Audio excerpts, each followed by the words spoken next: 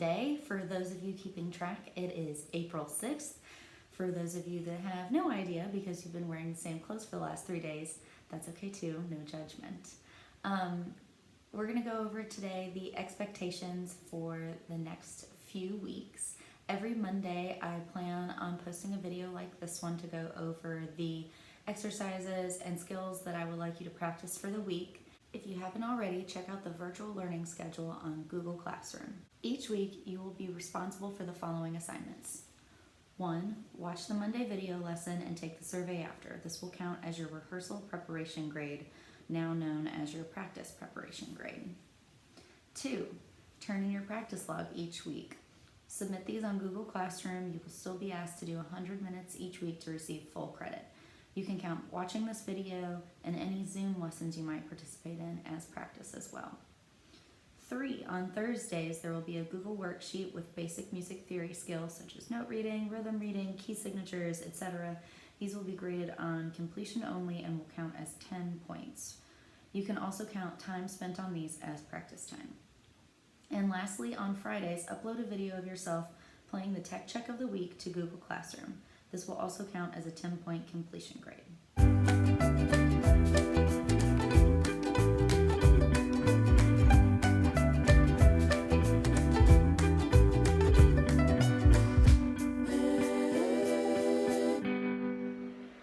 The scale I would like you all to practice for this week is just a D major scale, since that's the scale that you will need to play number 137 for your tech check. Start out by playing half notes and then go through the series where you do then quarter notes, then eighth notes, and if you can, 16th notes, so that you're gradually getting faster. For example,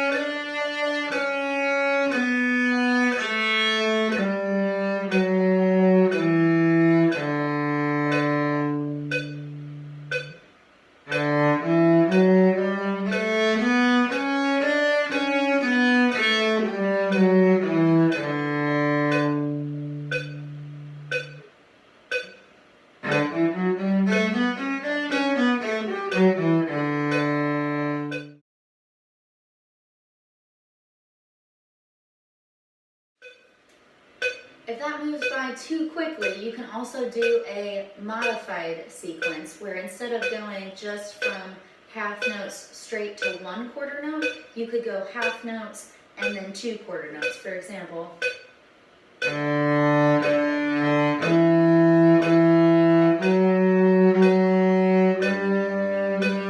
the whole scale with 2 and then go to 1 quarter note. And then do the same thing with eighth notes. Instead of going immediately to just 1 eighth note, do 2 eighth notes first. And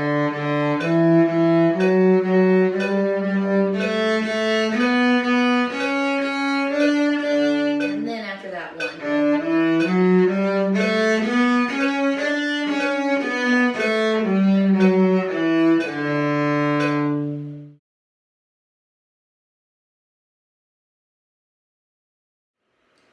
For this week's tech check, I would like you to play number 137 in your book.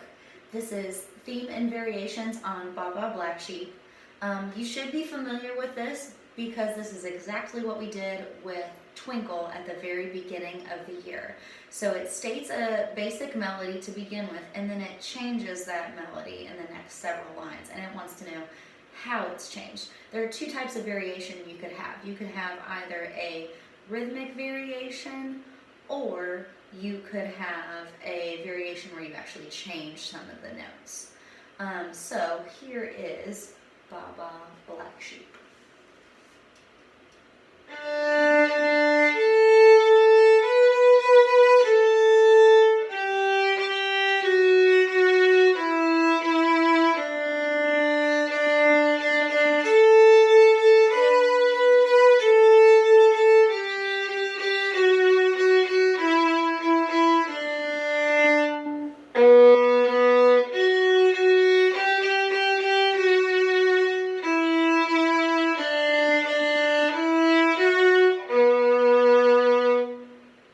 So as you can hear, the very first thing it does is it plays just the regular melody for you.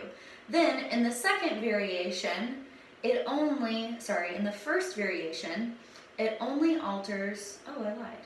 It does not only alter the rhythm, but check your dynamic as well. I did not do that. It also varies the dynamic in the first variation.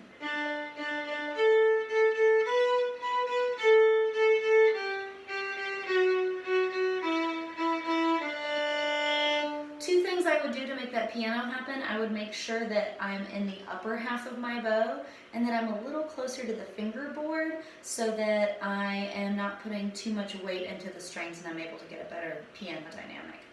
Then in the last one, it actually does the opposite, where it keeps the rhythm the same, but it changes the notes so that instead of it being major,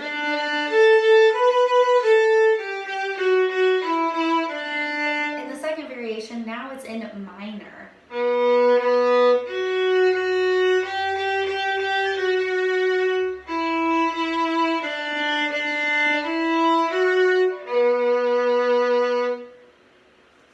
After you have practiced through your tech check a few times, the other thing I would like you to do is create your own variation. And it gives you space to do that in your book right underneath that. But if you don't want to make a variation for Baa Baa Black Sheep, you could make a variation for any other song that you're working on. Could be an old song, could be a solo piece that you're working on. For example, you could take Petite Tango. So the original would be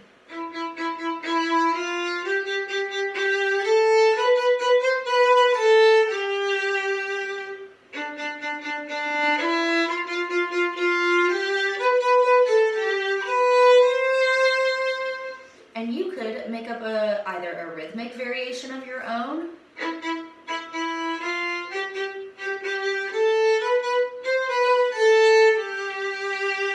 or you could completely change the notes but keep the rhythm the same. For example, instead of starting that melody on an E, this time I'm going to start on a C, and I'm going to change my E's to E flats.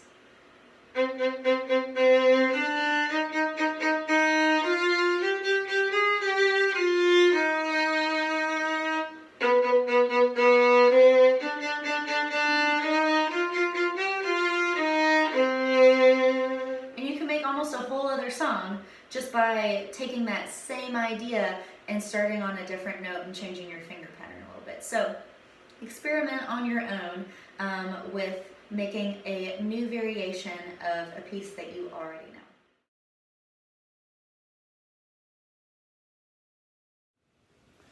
The last thing I want to talk with you all about for this week are Bornoff finger patterns.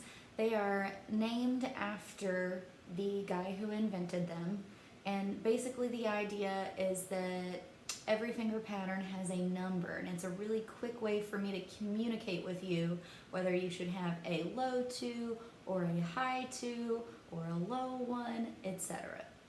On violin and viola, pattern number 1 is all the fingers on the tapes. Your 2 and 3 are touching, your 2 is high. It's the very first finger pattern you learned.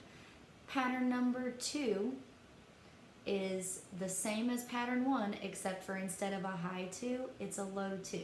So if I said to you pattern 2, that should be an immediate cue to play low 2. Pattern number 3 is your low 1 pattern. Your 1 is behind the tape, your 2 is in between your 1 and 2 tape, 3 and 4 are on the tape, no fingers are touching. That is pattern number 3. And lastly, pattern number 4 is the same as pattern 1, except instead of your third finger being on the tape, it's stretchy 3. Kind of like we were working on in A major scale there right before break. So those are the born-off finger patterns for violin and viola. On cello, it's the same idea. Pattern number 1 is the very first pattern you learned. It's 0, 1, 3, 4. Pattern number 2 is a 2 finger instead of a 3 finger. 0, 1, 2, 4. Pattern number 3 is your low 1 pattern behind the tape. Your 2 still goes on the 2 tape, and your 4th finger is still on the tape as well. And then lastly, pattern number 4 is your forward extension pattern, extended 4. That's where 1 finger stays on the tape. Your 2nd finger moves up to your 3rd finger tape. Your 3 is now on your 4 tape, and your 4th finger is hanging off the deep end. Lastly, for bass, this doesn't make as much sense because there are not as many possible finger pattern combinations for you all, but pattern number 1 would be 0, 1, 4. Pattern number 2 would be if you had naturals and you would do 0, 1, 2 instead of a 4th finger. And then lastly, pattern number 3 is your low 1 pattern if you needed to put your 1st finger behind the tape for like an E flat, or maybe on the G string for a G sharp. So I will try to be using these patterns more as a way to identify what finger patterns you should be using for certain pieces and scales as we go through this NTI video adventure together. That's all for this week. Thanks for watching. Don't forget to take your practice preparation survey so you can get your credit for watching this video, and your lesson is finished.